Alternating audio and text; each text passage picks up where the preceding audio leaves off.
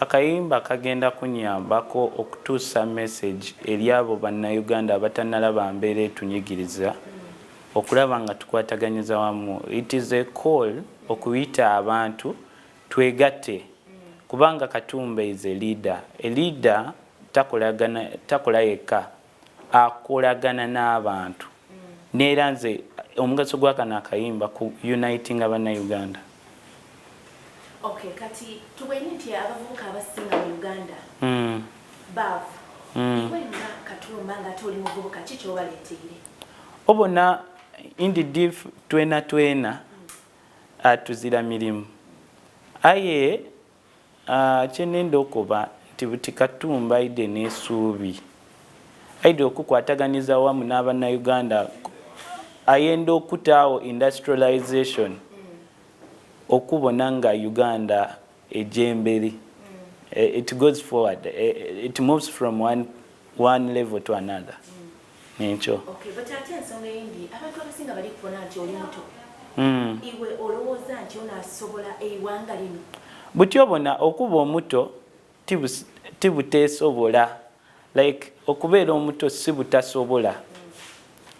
The reason as why Katumba came is to show that we are the we are the generation of this era. We are not going to sit back and watch as we are oppressed, as politics is taking over Uganda. We did not get Uganda, like we didn't inherit it from our grandfathers and sort of. But we borrowed it from our great children. So as me Katumba, I'm not going to sit down. Yet I know we Ugandans can move Uganda from one level to another. Chinuma nnyo okulaba omunnayuganda ng'agenze omaanyi okukola naye nga ssente ze bamusasula asobola ozzikola wano e Uganda. N'agenda eri muddu ate n'eri ne bamuyisiza ng'omuddu. So kati Ugandans ze to promote local investors. Ettaka ly'abannayuganda bagamba east or west, home is the best. Naye kati right now baagala gamba nti west is the best, yet home is the best. Uganda omunnayuganda eno nsi yo yensonga lwaki nkugamba negattaako sinakwegatta londa Katumba okuma akalulu ka Katumba olabe nti akalulu kaako kalina value. Katumba agenda kuwa obuvunaanyizibwa ku ttaka lyo. Policies eziri mu manifesto ya Katumba ziraga nti tugenda isa policies nga si buli omu nti akkirizibwa okubeera ku ttaka eritali lirye.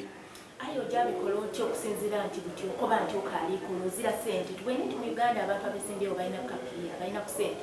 Ozira ssente, ozira mulimu osaladde n'ojja kikola otya? Obona embeera eriwo it doesn't wait to get money. Embeera eriwo doesn't wait us to get money. Tetukkiriza kulinda tufune sente. That's why I'm calling upon all Ugandans. Katumba ntaddewo omanyi bavubuka tukiyita njiyeewo omubiri. Newaddeyo okulaba nga ne sacrificinga ku lwa Uganda. Ndabe nga Uganda tugijja ku level eno gy'eriko okudda ewala. Buli muntu yenna ayina kyayina awe Katumba atamulonde. Kubanga Katumba nava ku university naye ngendo olaba level neze church zennyini batuuse ku church bazimenya. Bakyali ku mateeka simanyi gakola biki, amateeka gakola biki, ekintu ekiri obvious. Tuyanziza omukulembeze ow'eggwanga ali kulamuza Entebbe